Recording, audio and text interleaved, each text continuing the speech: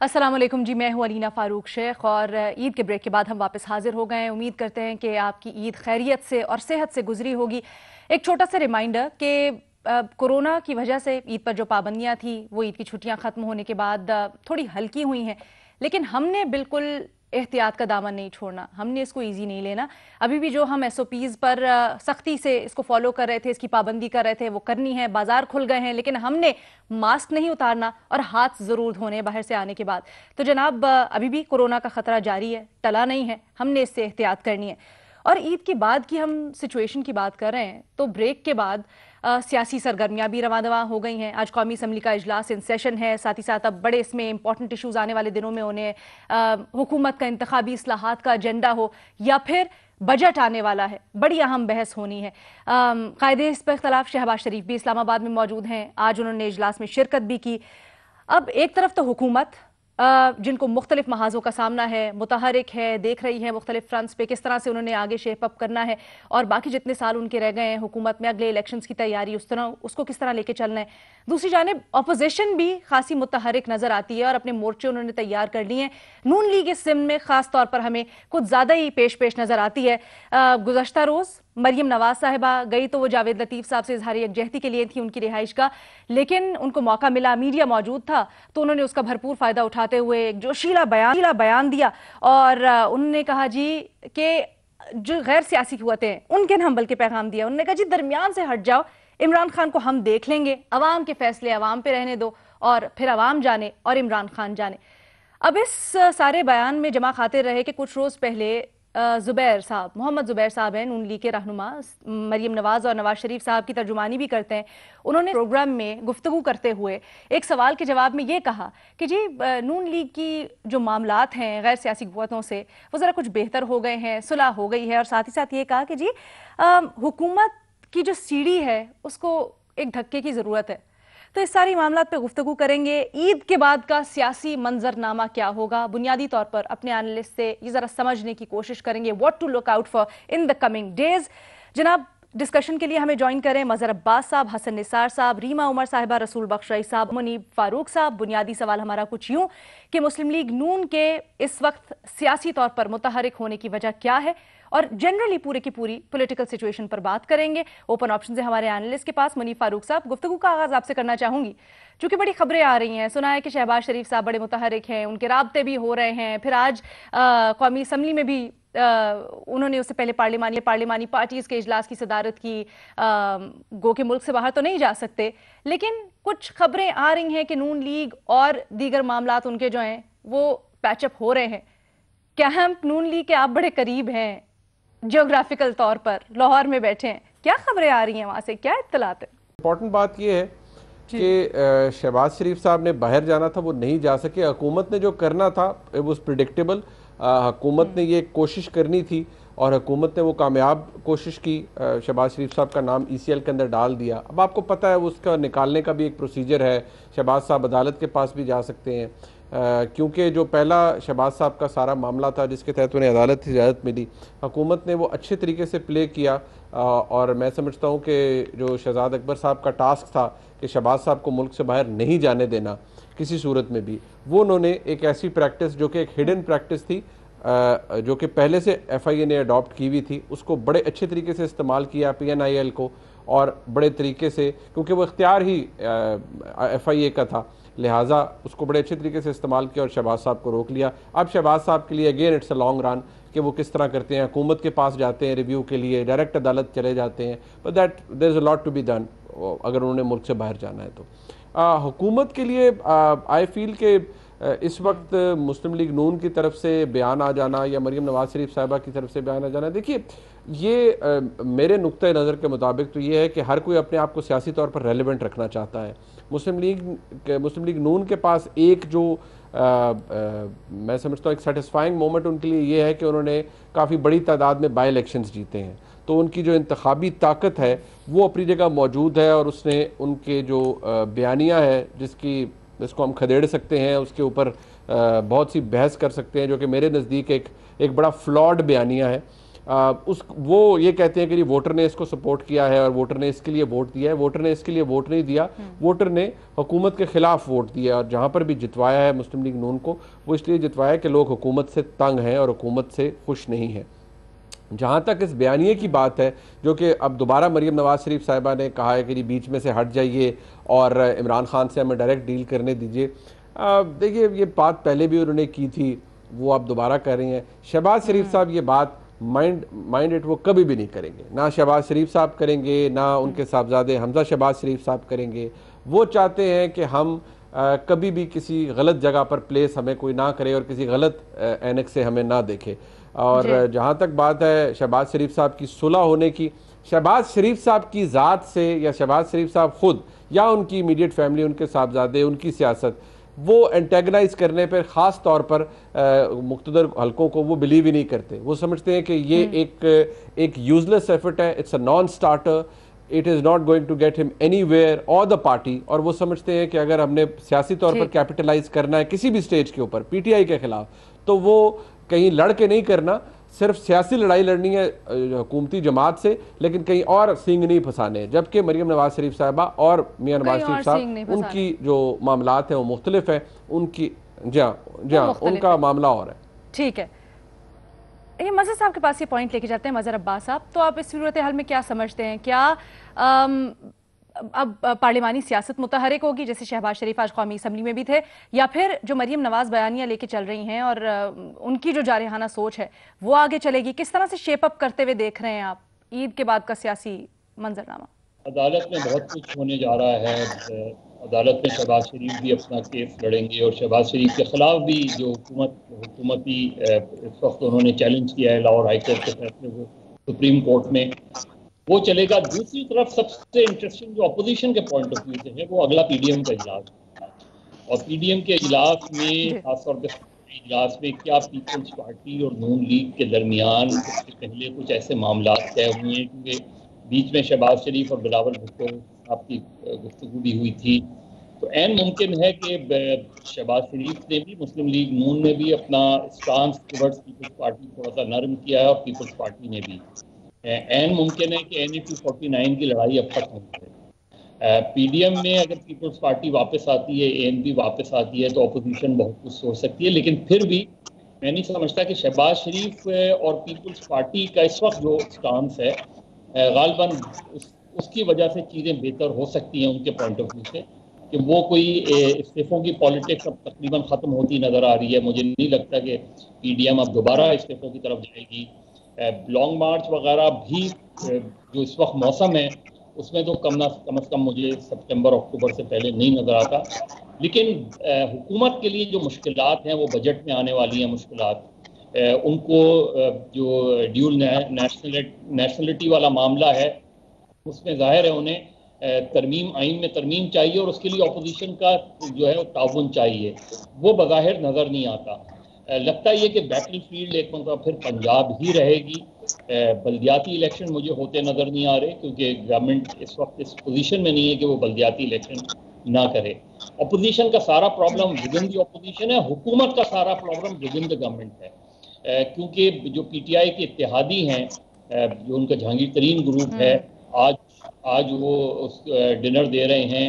अब ये जो एक्टिविटीज़ होती हैं ये बड़ी सिग्निफिकेंट होती हैं कि जहांगीर तरीन अब कोई क्या प्रेशर बिल्ड करना चाह रहे हैं, जिसकी वजह से, क्योंकि अदरवाइज इस वक्त जहांगीर तरीन ग्रुप का जहांगीर तरीन साहब का डिनर देना अपने MNAs और MPs को ईद मिलन के नाम पर, वो थोड़ी सी समझ से बालातर है चीज़ें। या तो उन्हें कुछ इंडिकेशन मिली है कि बैरिस्टर जफर की जो रिपोर्ट है बहुत प्रो जहांगीर तरीन नहीं है, तो सिचुएशन शायद उतनी माइल्ड नहीं हो रही उतनी उनके लिए, और शायद वो एक प्रेशर बिल्ड करना चाहते हैं, वो हमें देखना है। लेकिन सबसे सिग्निफिकेंट और इंटरनेशनल सिचुएशन, जो इंटरनेशनल सिचुएशन है वो बड़ी तेजी से चेंज हो रही है। चीज़ें चाहे अफगानिस्तान हो या फ़लस्तीन वाला मामला हो, वो अपनी जगह है। तो मेरा ख्याल है कि काफ़ी गर्मा गर्मी रहेगी इस महीने भी और अगले महीने भी सियासत में। ठीक है, और इंटरनेशनल इश्यूज़ पे हमने बात भी करनी है। फ़लस्तीन का तो हम मामला उठाएंगे दूसरे सवाल में। आज अफगानिस्तान के सफ़ीर को बुलाकर एहतजाज भी किया गया, उसको भी हम ज़ेर बहस लाएंगे आगे जाकर। लेकिन हसन निसार साहब, पहले ज़रा सियासी गुफ्तगू कर रहे हैं, तो आप हमेशा से कहते हैं कि चेहरे बदलते जाते हैं, सिस्टम वही रहता है, निज़ाम उसी तरह से चलता है। तो अब जो नून लीग मुतहरिक हुई है, क्या आपको लगता है कि वजह यह है कि अगला कुरा नून लीग के नाम निकला है? देखिए अलीना, मेरे नज़दीक तो पाकिस्तान की सियासत जो है वो सांपों की सियासत है। और सांप कैंचलियाँ भी बदलते हैं, सर्दियों में सिमटते सुकड़ते हैं, गर्मियों में खुलते फैलते हैं। तो भाई मौसम की बात है, और यहाँ के सियासी मौसम कम से कम मैं तो प्रेडिक्ट नहीं कर सकता। ये बाकी मौजूदीन बैठे हैं, इनसे पूछ लें। ये सी-सॉ जब से मैंने होश संभाला है तो मैंने तो यही, कोई नई बात नहीं है, ना कोई इसका नतीजा नया निकलना है। वो टेक्निकली जो कुछ होता है अखबारी खबरों की रोशनी में या सर, लेकिन इत्तला तो आप तक भी बड़ी पहुंचती है, आप हमसे शेयर नहीं करते, वो अलग बात। नहीं, मैं नहीं इत्तलात वगैरह नहीं पहुंचती। मैं चूंकि कथन सोशलाइज करने वाला आदमी हूँ, मेरा मेल मिलाप बहुत कम है लोगों से, ना होने के बराबर। अच्छा, हाँ, ठीक है जी। मतलब आप तबसरा नहीं करना चाहेंगे, आपको लगता है बड़ा मुश्किल है अभी प्रिडिक्ट करना कि इस मौसम में आगे क्या होने वाला है? नहीं, कभी भी प्रिडिक्ट करना बहुत मुश्किल है। आप एक रनिंग कमेंट्री कर सकते हो, जो खबरों में छपता है इधर उधर से अफवाहें बातें सुना के। प्रिडिक्ट क्या करना है? पाकिस्तान में पहले कभी कोई प्रिडिक्ट कर सका है? रसूल बख्श साहब के पास, ठीक है, रसूल बख्श साहब के पास लेके जाते हैं। रसूल बख्श साहब, आपको क्या लगता है आगे किस तरह से चीज़ें टर्न आउट होंगी? मज़हर अब्बास साहब कहते हैं कि जी ख़ास तौर पे आने वाले दिनों में अपोजिशन और हुकूमत दोनों को अपनी अपनी सफ़ों में बड़ा देखने की ज़रूरत है। एक बड़े मज़े की बात जो मुनीफ फारूक साहब ने कही है, उन्होंने कहा है कि जी हुकूमत से तंग आकर वोट पड़ा है, जो अभी बाई इलेक्शंस में पड़ा है, तो हुकूमत को, अपोजिशन को किन किन चीज़ों पर इंट्रोस्पेक्शन की ज़रूरत है आगे? देखिए, जब भी कोई हुकूमत इक़्तिदार में होती है तो उसकी कारकर्दगी बहुत ही बड़ा वेरिएबल होती है, उसके मुताबिक लोग वोट देते हैं। लेकिन साथ साथ जो हमारी धड़ेबंदी और बिरादरियों की सियासत है, ख़ुसूसी तौर पर पंजाब में, वो अपनी जगह कायम रहती है। उसमें देखना ये होता है कि कितना फ़ीसद ऐसा वोटर है जो अपनी धड़ाबंदियों से हट कर वोट देता है। वो शहरों में ज़्यादा है, उनकी तादाद ज़्यादा बढ़ती जा रही है। कराची के जो इंतखाबात हुए हैं वो एक आम शहरी का एक हवाला बन सकते हैं। मेरा ख्याल ये है कि अभी तक जो खबरें आ रही हैं, और इनको खबरें समझे, जो इंतखाबात हुए हैं उसमें जो चीज़ हुक्मरान जमात को मददगार हो सकती थी कि इक़्तिदार में है, कुछ कर सकते हैं, वो मुझे सामने नज़र नहीं आई। लेकिन इस वक्त मैं ये नहीं कह सकता कि दूसरी सियासी जमात, ख़ुसूसी तौर पे पंजाब की सियासत, उससे ही मुल्क की सियासत का नक्शा बनेगा। उसमें अभी तक ऐसे कोई आसार नहीं है कि मुस्लिम लीग नून की साख ख़त्म हुई है, उस पर एतमाद ख़त्म हुआ है या उसका हल्का सुकड़ गया है। बिल्कुल ऐसा नहीं है। उसकी जो हिमायत है लोगों में, और जो धड़ेबंदियाँ हैं जो उसके साथ हैं, जो उनके माजी में ख़ानदान, सियासी ख़ानदान पंजाब के हलीफ रहे हैं, वो अपनी जगह के ऊपर कायम है और हुकूमत इक़्तिदार में रहने के बावजूद उनको अपनी तरफ नहीं ला सकी। अब मैं आता हूँ कि आइंदा क्या होने वाला है। तो मेरा ख्याल ये है कि पहली बात तो ये सहन में रखनी चाहिए कि सियासत कभी ये नहीं होता कि जी हमने तो ख़त्म कर दी थी और मुतहर्रिक नहीं थे। मेरे ख्याल में रमज़ान का महीना था, ये वो मौसम था, उसमें भी खामोशी रही। और कुछ जो खबरें गर्म थी, और उन गर्म खबरों के हवाले से मैं ये भी कहूँगा कि ज़ुबैर साहब ने कहा जो हमारा तो उनसे कुछ सुलह सफाई हो चुकी थी, मुआहदा हो चुका था, लेकिन माजी में तो मेरे ख्याल में उनकी बड़े बड़े बुलंद बांग दावे होते रहे कि जो कुछ भी होगा अवाम के सामने होगा। अवाम तो कुजा, मीडिया के सामने भी कोई ऐसी बात नहीं। ये तो मुझे खबर ही लगी कि उनकी तो सुलह सफाई हो चुकी थी।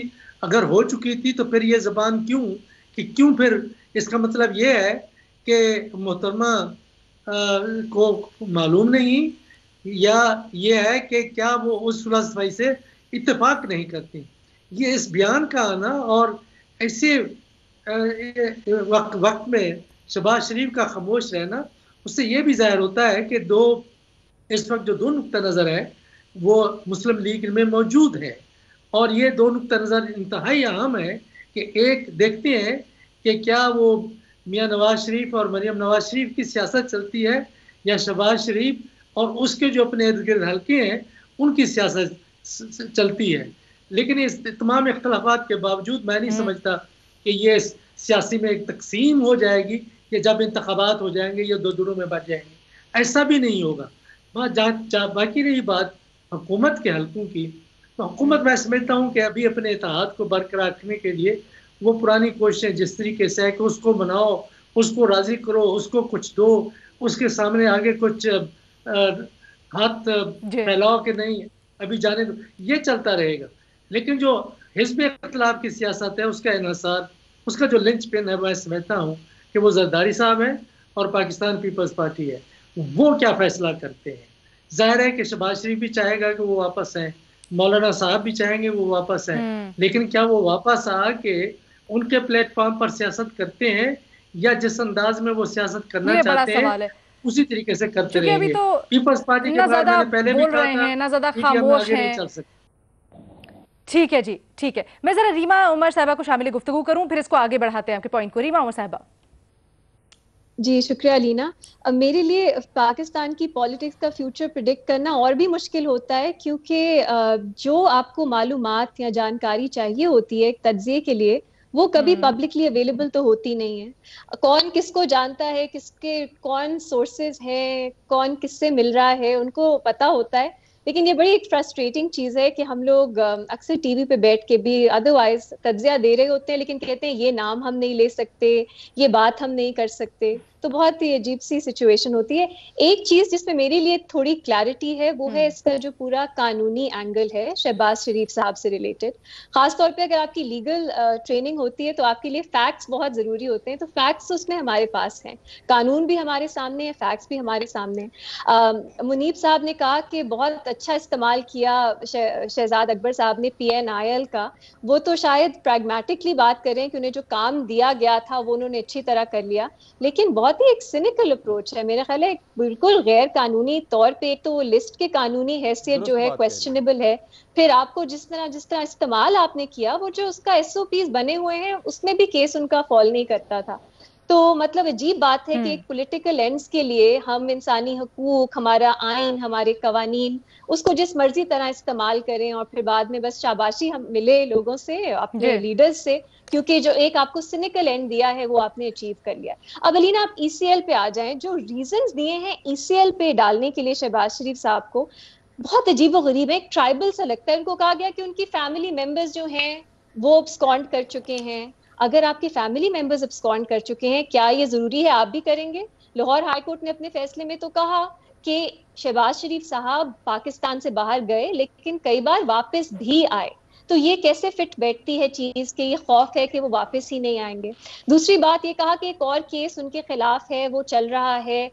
ये हमारी अदालतें बार बार कह चुकी हैं कि इंक्वायरीज जो हैं आपके साथ हो सकती हैं, आपके खिलाफ हो सकती हैं, लेकिन उसके लिए आप ECL पे नाम नहीं लोगों का डाल सकते। तीसरा, ये जो केस उनके खिलाफ जिसके खिलाफ उन्हें बेल मिली है, लीना आप वो पढ़े तो ऑर्डर तो पढ़े, उसमें उन्होंने बताया है कि वो केस कितना कमजोर है।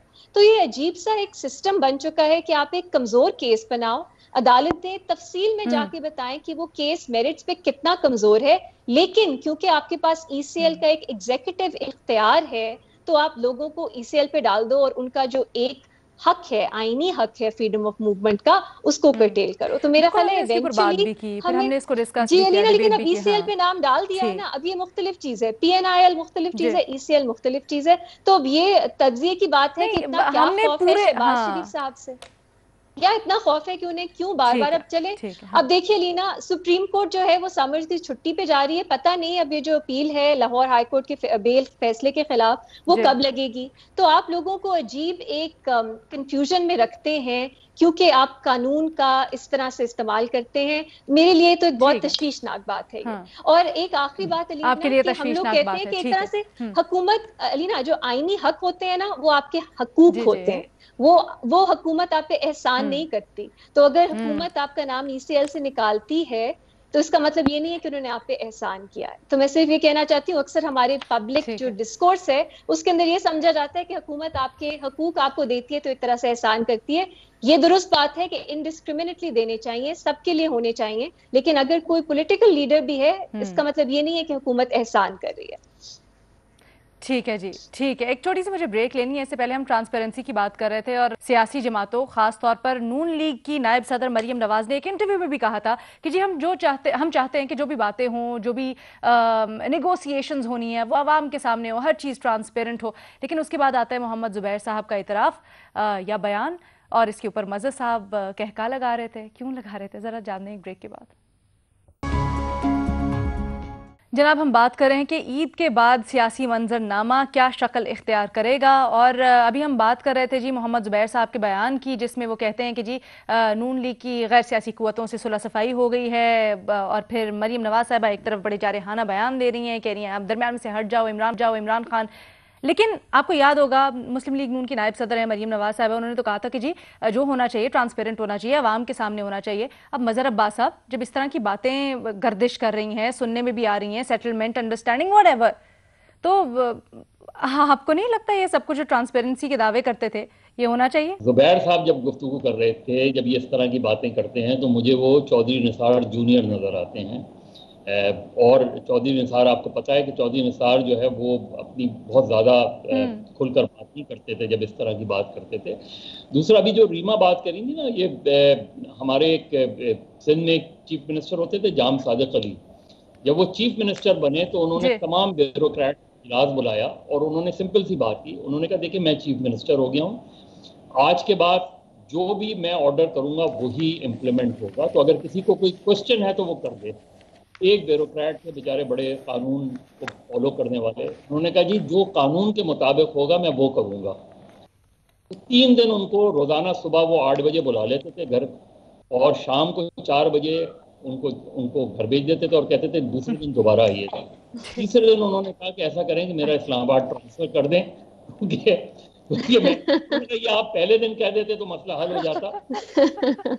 तो इससे सर वैसे वो माइट इज राइट। उन्होंने तय कर लिया था शहबाज शरीफ को बाहर नहीं भेजना। स्वेयर टू गॉड, अब तो पता है जी, आई स्वेयर टू गॉड, इससे समझ भी नहीं आता, बंदा हंसे रोए, इस सिचुएशन पे करे क्या, जो हालात हैं। लेकिन अभी आपने चौधरी निसार साहब का जिक्र किया, Chaudhry Nisar junior to be exact, तो रसूल बख्श रईस साहब चौधरी निसार द ओरिजिनल भी सुन रहे हैं, बड़े मुतहरिक हो रहे हैं, उनके राब्ते शाब्दे चल रहे हैं और सुन रहे हैं कि शायद इम्कान है कि वो जो हल्फ नहीं उन्होंने उठाया था वो अब बिल आखिर उठा लें।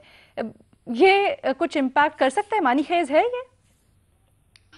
मेरा ख्याल है खबरें तो बहुत गर्म थी कि अभी वो पंजाब असम्बली में जाएंगे, हल्फ उठाएंगे, वहाँ के रुकन बन जाएंगे, लेकिन फिर उन्होंने मीडिया को ये कहा कि नहीं, उनका कोई इरादा नहीं, तकरीबन 2.5 साल हो गए हैं उन्होंने हल्फ नहीं उठाया। तो आखिर अगर वो फिर हल्फ उठाते हैं तो फिर एक सियासी खबर तो जरूर बनेगी। मेरा अपना अंदाजा है कि वो एक खुफिया पत्ता है जो किसी के हाथ में भी हो सकते हैं, किसी के हाथ में नहीं भी हो सकते, और वक्त आने पे हो सकता है कि वो हल्फ भी उठाए और वो हम देखें कि फिर पंजाब की सियासत पर उसके क्या असरात पड़ते हैं। ऐसे पत्ते मेरे ख्याल में मौजूद होते हैं हर पाकिस्तान के हर इलाके में, लेकिन पंजाब की सियासत से और कौमी सियासत से वो एक अहम पत्ता है।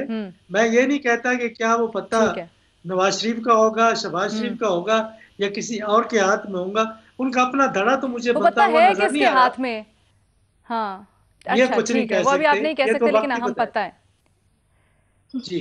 ठीक है, एक मिनट छोटी सी ब्रेक ले लें। लेकिन मुनीर फारूक साहब, मुनीर ब्रेक पे जाने से पहले एक चीज़ जो बड़ी आजकल सरगर्म है, ऑपोजिशन भी इसका चर्चा कर रही है, आज गुलाम सरवर खान ने इससे मुताल्लिक एक प्रेस कॉन्फ्रेंस भी की। रावलपिंडी रिंग रोड अलॉटमेंट जो मनसूबा है, अलाइनमेंट मनसूबा है, क्या आपको लगता है हुकूमत के लिए गले की हड्डी साबित हो सकता है?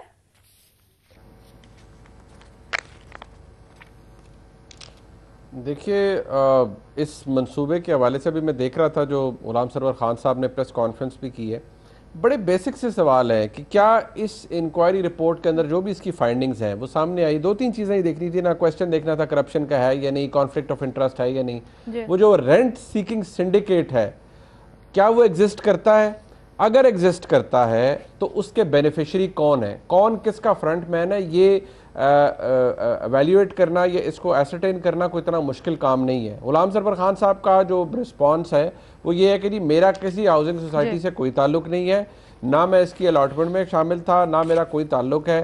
ठीक है, उन्होंने डिनाई कर दिया है, लेकिन अगर इसकी कोई डिस्पैशनेट इंक्वायरी हो जाए, गवर्नमेंट ने तो इंक्वायरी करवा ली है ना, मतलब शहबाज शरीफ, उस्मान बुज़दार साहब ने करवा ली है, प्राइम मिनिस्टर ने कहा है इंक्वायरी करवाएं। जो एलेज किया जाता है वो ये है कि और अब नैब ने भी नोटिस ले लिया, प्राइम मिनिस्टर के कहने पर इसकी अलाइनमेंट तब्दील हुई। एग्जैक्टली कि प्राइम मिनिस्टर के कहने पर इसकी अलाइनमेंट तब्दील की गई। ये इल्ज़ामात लगाए जा रहे हैं, ये इल्ज़ामात ही रहेंगे जब तक इनकी कोई किसी ब्रॉडर स्केल के ऊपर कोई इसकी इंक्वायरी ना हो। गुलाम सरवर खान साहब का आउट ऑफ द ब्लू आ जाना और कहना मेरा कोई ताल्लुक नहीं है, इस तरह अगर तो कोई उनका ताल्लुक एस्टैब्लिश होता है, उनके किसी रिश्तेदार ने भी बेनिफिट लिया है, तो हमारे मुल्क में यहाँ केसेस ऐसे बने हैं, इल्ज़ामात ऐसे लगे हैं जहाँ पर लोगों को जेल में रखा गया है महज इस बात के ऊपर कि आपके किसी रिश्तेदार ने या आपकी कंपनी ने या फलाने को ठेका मिल गया, ये हो गया, इसके ऊपर लोगों को जेल रखा गया है। लिहाजा क्योंकि फिर मामला उस तरफ चल पड़ा है तो फिर सवालात तो पूछे जाएंगे, लेकिन इसके बारे में कोई कॉन्क्रीट बात हम इसलिए नहीं कर सकते क्योंकि जो इंक्वायरी रिपोर्ट है उसने मजीद सवालात को उठाया है। अब किसी प्रेस कॉन्फ्रेंस पे आके तो गुलाम सरवर खान साहब कह सकते हैं कि मेरा कोई ताल्लुक नहीं है, but if there is enough evidence कि कोई ताल्लुक किसी न किसी का है। एग्जैक्टली जी, ठीक है जी। एक छोटी जाऊंगी ब्रेक के बाद जी। बड़ा अहम इशू फलस्तीन, वहां पर क्या जुल्म और बर्बरियत जारी है, उसके ऊपर बात करेंगे। जनाब, फ़लस्तीन में इसराइल की वहशत, बर्बरियत, जुल्म जारी है। 200 से ज़ायद अफराद शहीद हो चुके हैं। बताया जा रहा है कि 1200-1500 से ज़ायद अफराद ज़ख्मी हो चुके हैं, जिसमें ख़वातीन और बच्चों की खास तौर पर बड़ी तादाद शामिल है। इसके ऊपर मुख्तलिफ फोरम्स के ऊपर एहतजाज भी किया जा रहा है। मुख्तलिफ ममालिक में लोग सड़कों पर निकले, अपना एहतजाज रिकॉर्ड करवाया। कल OIC के वज़राए ख़ारजा का इजलास हुआ जिसमें एक मजम्मती करारदाद मंजूर की गई और कहा गया कि मुख्तलिफ फोरम्स पर इस चीज़ को उठाया जाएगा। फिर शाह महमूद कुरैशी ने उसके बाद एक प्रेस कॉन्फ्रेंस भी की। यूनाइटेड नेशंस का इजलास हुआ जिसमें अमेरिका ने वीटो कर दिया और इस बात के ऊपर मजीद आगे बात नहीं बढ़ सकी। अब हमारा सवाल कुछ यूं है अपने एनालिस्ट से कि क्या मुस्लिम उम्मा फ़लस्तीनियों को बचाने के लिए कदम उठाएगी, हाँ या नहीं के ऑप्शन है हमारे एनालिस्ट के पास।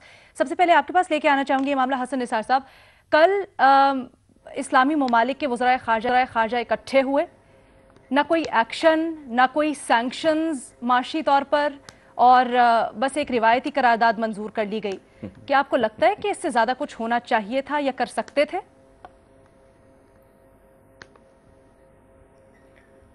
नहीं कर सकते नहीं थे और हो भी नहीं सकता था। देखो, ये इकबाल ने बड़ी देर पहले समझाया था, लेकिन हमने तो अपने असलाफ की नहीं सुनी, तो इकबाल की कौन सुनेगा। है जुर्म ज़ईफ़ी की सज़ा मर्ग मफाजात।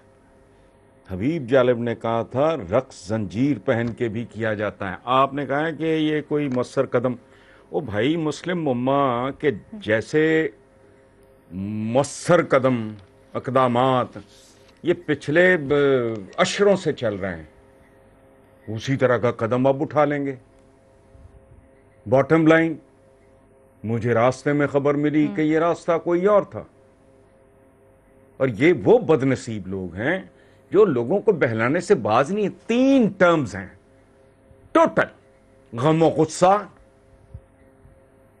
अजीबो गरीब किस्म का गमो गुस्सा, 70 सालों से गमो गुस्सा, गैज़ो गज़ब, अकीदत व एहतराम, मुस्लिम उम्मा। लुक एट दिस टर्मिनोलॉजी, सारी बात आपको समझ आ जाएगी। कुछ भी नहीं है। What are you trying to sell? और किन को क्या बेच रहे हो आप? ये कॉन्ट्रडिक्शंस हैं बहुत भयानक। ये जो ये आपकी सारी टर्मिनोलॉजी हैरत अंगेज है। ये जोशो जज्बा, ईद उल फितर मनाई गई, जोशो जज्बा, वो कौन सा जोश है, कौन सा जज्बा? इसने क्या दिया आपको आज तक, और ये क्या दे सकता है आइंदा आपको? एक इजराइल नहीं संभाला जा रहा। 2 अरब की पॉपुलेशन, 50 से ज्यादा मुसलमान मुल्क, एक इतना सा टाइनी लिटिल इजराइल का फर्क है। ये तादाद का नहीं, इस्तेदाद का जमाना है। हकीकत पसंदी इख्तियार करो, करने वाले काम करो। हुजूर का हुक्म है कि एक एक उज़्व को तकलीफ पहुंचे तो पूरा जिस्म, मुसलमान एक जिस्म की तरह है। यहां क्या है, जी। हम तो एक दूसरे की गर्दनें एक गली में, एक मुल्क में, एक शहर में काट रहे हैं। इस मुल्क की अशराफिया क्या नहीं कर गई? तो मत इस तरह के ना मतलब बड़के दावे, अजीब से सवाल को कदम उठाएगी मौसर। इतने सालों तो जो जितने कदम उठाए हैं वो भी आपके सामने है। तो नया कौन सा, क्या तब्दीली आ गई है कि इनका कोई कदम नया होगा? ठीक है, इसराइल तगड़ा हुआ है, मारा हुआ है, बिल्कुल बिल्कुल, बतदरीज ताकतवर से ताकतवर तरीन हुआ। रसूल बख्श रईस साहब की तरफ लेके जाना चाहती हूँ। ठीक ठीक, बिल्कुल बिल्कुल, ये आपका मौक़िफ़ है, हम इसका एहतराम करते हैं। एक राय है रसूल बख्श रईस साहब, हम देख रहे हैं लेकिन कि आज भी मुल्क के मुख्तलिफ शहरों में बेशक छोटे एहतजाज हुए, पूरी दुनिया में एहतजाज हो रहे हैं जो संगीन इंसानी हुकूक की खास तौर पर खिलाफ वर्जियाँ वहाँ पर जारी हैं।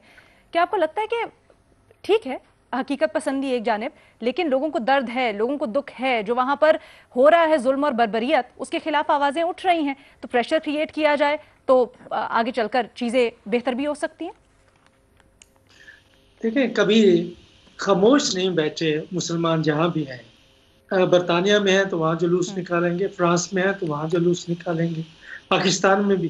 देखिए, ये खामोशी तो नहीं इख्तियार करनी चाहिए, सड़कों पर लाजमी तौर पे आना चाहिए। और इस तरह मुसलमानों की बात नहीं है, इंसानी हकूक़ के इदारे और तंजीमें मगरब में भी हर जगह वो भी लोगों को सड़कों में ले आते हैं कि कम अज़ कम अपनी ज़बानी तौर पर, कलामी तौर पर मजलूम के साथ खड़ा होना तो ज़रूरी है।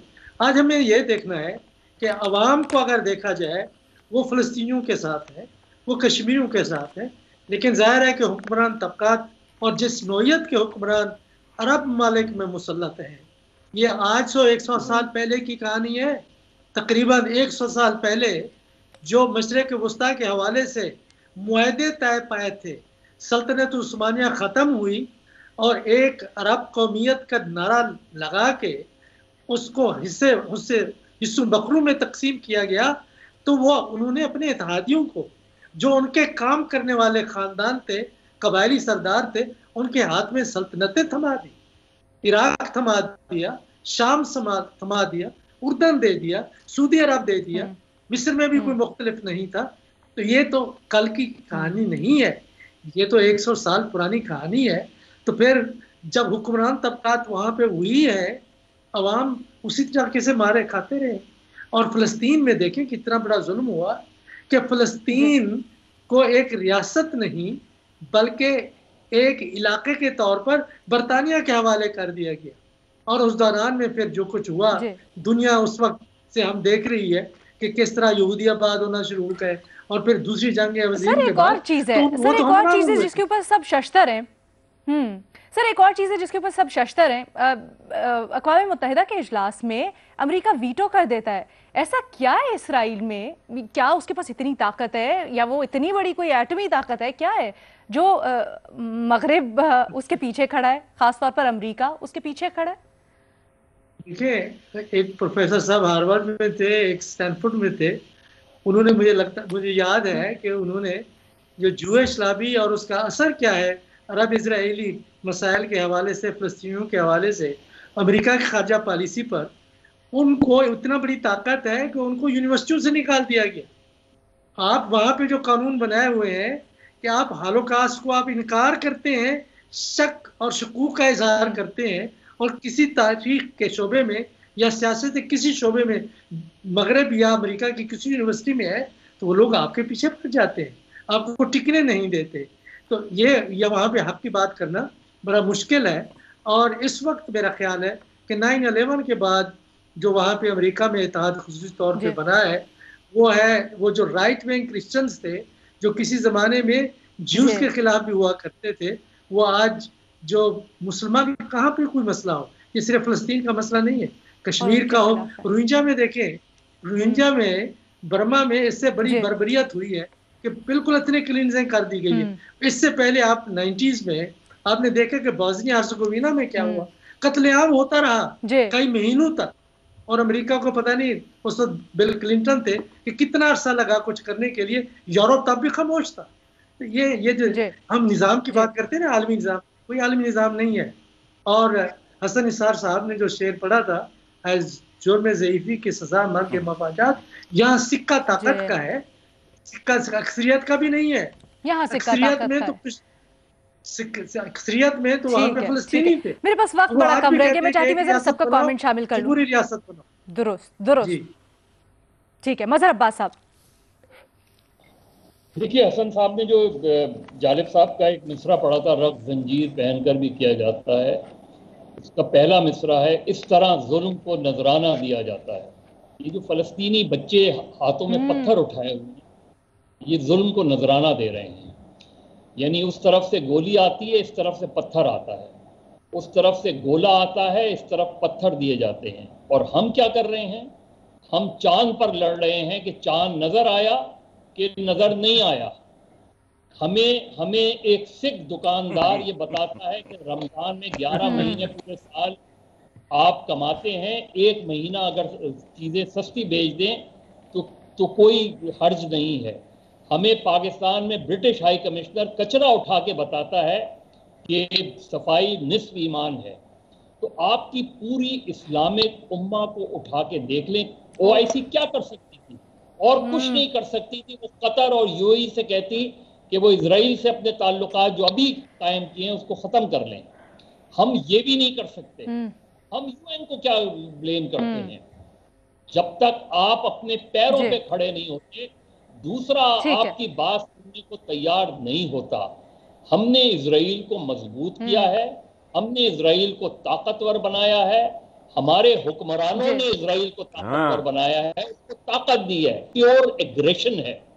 और हम एग्रेसर को एग्रेसर नहीं कहते, हम कहते हैं कि ये क्लैशेस हैं। ये क्लैशेस नहीं हैं। आप एक हमलावर है और एक पर हमला हुआ है और वो अपने दिफा में कुछ करता है। एक पर हमला हुआ है, ये चीज, ये फर्क वाजे करने की बड़ी जरूरत है। बिल्कुल बजा कहा आपने। मैं आगे, बिल्कुल मेरे पास वक्त थोड़ा कम रह गया है, मैं सबका कमेंट शामिल करना चाहती हूँ वाजिद के साथ। मज़हर साहब, रीमा उमर साहिबा, इंसानी हुकूक पर मगरिब तिलमिला उठता है, इसके ऊपर हम देख रहे हैं कि बिल्कुल मुख्तलिफ रवैया है। अलीना, मेरे ख्याल इतनी स्वीपिंग स्टेटमेंट्स नहीं देनी चाहिए। ह्यूमन राइट्स वॉच ने कुछ हफ्ते पहले एक रिपोर्ट उनकी आई है जिसमें उन्होंने कहा है जो इजराइल कर रहा है वो वॉर क्राइम्स के जुमरे में आ सकते हैं। बहुत बड़ी बात है। उन्होंने बैनुल अक़वामी कवानीन इस्तेमाल करके ये बात की है। कुछ महीने पहले इंटरनेशनल क्रिमिनल कोर्ट ने कहा कि जो ऑक्यूपाइड टेरिटरीज हैं वो उनकी जुरिस्डिक्शन में आती हैं। ये कुछ चीजें हैं जो हो रही हैं दुनिया में, जो शायद आज नहीं तो कभी हमें इंसाफ की तरफ लेके जा सकें। आप कहते हैं मुसलमानों के दिल में दर्द, अक्सर जो प्रोटेस्ट में वेस्टर्न ममालिक में बहुत बड़े प्रोटेस्ट हो रहे हैं, आप फ्रांस के प्रोटेस्ट देखें, आप यूके के प्रोटेस्ट देखें, आप यूएस के प्रोटेस्ट देखें, सब वल्नरेबल जो तबकात हैं उनके आपस में हम सॉलिडारिटी देख रहे हैं। जो लोग कश्मीर के में जो हो रहा है उसके खिलाफ आवाज उठाते हैं, फलस्तीन में जो हो रहा है उसके खिलाफ आवाज उठाते हैं, अमेरिका में ब्लैक लाइव्स मैटर्स है, पाकिस्तान में औरत मार्च है, ये सब मिल के जुल्म के खिलाफ आवाज उठा रहे हैं। और ये सिर्फ मुसलमानों का इशू नहीं है। अक़वाम मुत्तहिदा की बात करें, अक़वाम मुत्तहिदा एक ऑर्गन नहीं है। सिक्योरिटी काउंसिल जो सबसे ताकतवर है उसमें अमेरिका का वीटो पावर चल सकता है, लेकिन अब यूएन ह्यूमन राइट्स काउंसिल उठा के देखें, उनकी रेजोल्यूशंस पे रेजोल्यूशंस है इजराइल के खिलाफ। तो ये कहना कि वेस्टर्न वर्ल्ड या अक़वाम मुत्तहिदा बिल्कुल खामोश है, गलत बात है। ओवरऑल सिस्टम, क्योंकि सॉवरेंटी रियासतों की ये अलीना, एक छोटी बात और मेरे लिए बहुत अहम है, हमें एंटी सेमिटिज्म या जूस के खिलाफ नफरत को पैलेस्टाइन के कॉज के साथ नहीं जोड़ना चाहिए। पाकिस्तान में खास तौर पे हम देख रहे हैं लोग कह रहे हैं हिटलर वापस आ जाए, ये बहुत खौफनाक चीज है और ये पैलेस्टीनियन स्ट्रगल को नुकसान पहुंचाती है। हम काम ही पैलेस्टीनियंस का बाकी सबका ये है कि वो अलग करें इजराइल की रियासत की बर्बरियत और जूस और उनके इनको आपस में ना जोड़ें। हम पाकिस्तान में बैठ के पैलेस्टाइन की आवाज उठाने के लिए कह रहे हैं हिटलर वापस आ जाए, बहुत गलत बात है, नुकसान पहुंचा रही है। ठीक है, बिल्कुल बिल्कुल आपका पॉइंट आ गया। मुनीफ फारूक साहब, देखिए, सबसे पहले तो हसन निसार साहब ने मुस्लिम उम्मा के हवाले से जो बात की है, मैं खैर पहले भी उसको बड़े शौक से सुनता हूँ, लेकिन उन्होंने आज भी जो बात की है उसकी बड़ी अहमियत है। जो अभी रीमा उमर साहिबा ने तज्जिया पेश किया है, मेरे ख्याल में ये it's one of the I would say basic things. इसको समझने की ज़रूरत है, क्योंकि यहाँ पर बैठकर हम जिस तरह से बातें करते हैं उसकी एक बहुत बड़ी वजह यह है कि बहुत ज़्यादा तादाद में लोग ऐसे हैं जिनको इस इशू का भी शायद उस तरह नहीं पता, और हम स्वीपिंग स्टेटमेंट्स देते हैं। ये नहीं देनी चाहिए हमें, और क्योंकि इसमें तालीम की भी कमी है, इंफॉर्मेशन की भी कमी है। एक बात ज़रूर है कि देखिए, ये बात को अब से तो नहीं कही, तो बड़े अरसे से जा रही है 2 स्टेट सोल्यूशन या 2 स्टेट सोल्यूशन। ये मेरे ख्याल में बताना भी चाहिए कि ये आज तक क्यों अचीव नहीं हो सका बिटवीन इजराइल एंड पैलेस्टाइन, और जो बेड रॉक डिमांड्स हैं जिन्हें हम कहते हैं दोनों साइड्स पे, वो इशू क्या है। जो पैलेस्टीनियंस के साथ जो जुल्म ज़्यादती या बर्बरियत जो इसराइल की तरफ से है वो तो हम सबको पता है, लेकिन ये आज तक अचीव क्यों नहीं कर सके, कोई सोल्यूशन क्यों नहीं आ सका, इसकी वजह भी बतानी चाहिए। 2014 के बाद 2021 के अंदर दोबारा ये क्यों शुरू हुआ, इसके बारे में भी बताना चाहिए। और मैं समझता हूँ कि लिमिटेड से टाइम के अंदर बड़ा मुश्किल है इसके ऊपर तज्जिया देना, बट मेनली मैं यही कहूँगा कि आई एग्री जो हसन साहब ने भी कहा और जो रीमा उमर साहबा ने कहा। ठीक है जी, आपसे मुलाकात होगी कल नए सवालात के साथ। अल्लाह हाफिज।